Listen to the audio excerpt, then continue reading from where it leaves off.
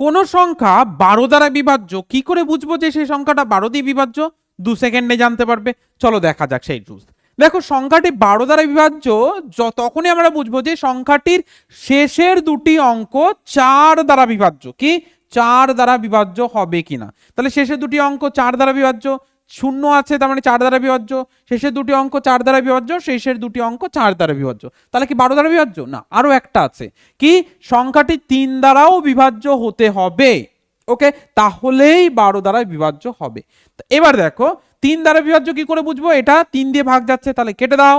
আচ্ছা এই দুটোকে যোগ করো, 3 দিয়ে ভাগ যাচ্ছে মানে এই দুটোও কেটে দাও। আচ্ছা নেক্সট হচ্ছে যোগ করতে হবে অবশ্যই, 8 আর 4 12, 3 দিয়ে বিভাজ্য কেটে দিলাম।